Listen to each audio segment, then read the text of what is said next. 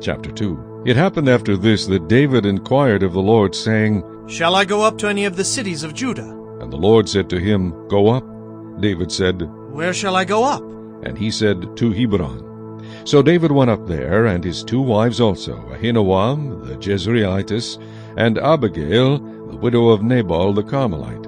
And David brought up the men who were with him, every man with his household, so they dwelt in the cities of Hebron. Then the men of Judah came, and there they anointed David king over the house of Judah. And they told David, saying, The men of Jabesh-Gilead were the ones who buried Saul. So David sent messengers to the men of Jabesh-Gilead, and said to them, You are blessed of the Lord, for you have shown this kindness to your Lord, to Saul, and have buried him.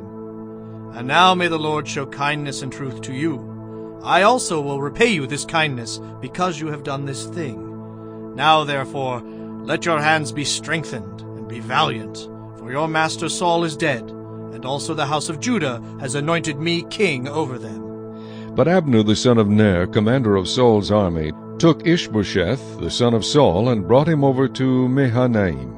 And he made him king over Gilead, over the Ashurites, over Jezreel, over Ephraim, over Benjamin, and over all Israel. Ishbosheth, Saul's son, was 40 years old when he began to reign over Israel, and he reigned 2 years. Only the house of Judah followed David.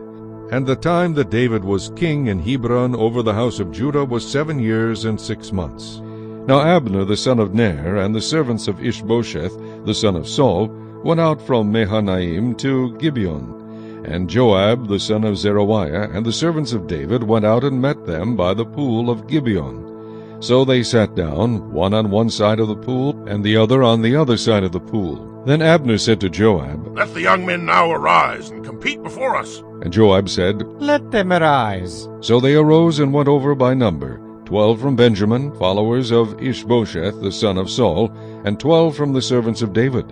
And each one grasped his opponent by the head, and thrust his sword in his opponent's side. So they fell down together. Therefore that place was called the Field of Sharp Swords, which is in Gibeon. So there was a very fierce battle that day, and Abner and the men of Israel were beaten before the servants of David. Now the 3 sons of Zeruiah were there, Joab, and Abishai, and Asahel. And Asahel was as fleet of foot as a wild gazelle. So Asahel pursued Abner, and in going he did not turn to the right hand or to the left from following Abner. Then Abner looked behind him and said, Are you Asahel? He answered, I am. And Abner said to him, Turn aside to your right hand or to your left, and lay hold on one of the young men and take his armor for yourself. But Asahel would not turn aside from following him. So Abner said again to Asahel, Turn aside from following me. Why should I strike you to the ground? How then could I face your brother Joab? However, he refused to turn aside. Therefore Abner struck him in the stomach with the blunt end of the spear, so that the spear came out of his back. And he fell down there and died on the spot.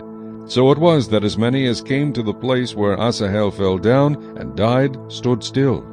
Joab and Abishai also pursued Abner, and the sun was going down when they came to the hill of Ammah, which is before Giah by the road to the wilderness of Gibeon. Now the children of Benjamin gathered together behind Abner, and became a unit, and took their stand on top of a hill. Then Abner called to Joab and said, Shall the sword devour forever?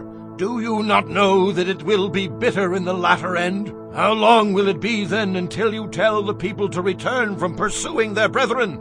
And Joab said, As God lives, unless you had spoken surely then, by morning all the people would have given up pursuing their brethren. So Joab blew a trumpet, and all the people stood still and did not pursue Israel any more, nor did they fight any more.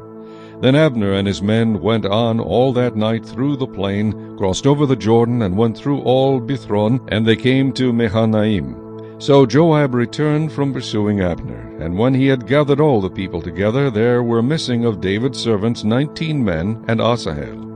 But the servants of David had struck down of Benjamin and Abner's men 360 men who died. Then they took up Asahel and buried him in his father's tomb, which was in Bethlehem. And Joab and his men went all night, and they came to Hebron at daybreak.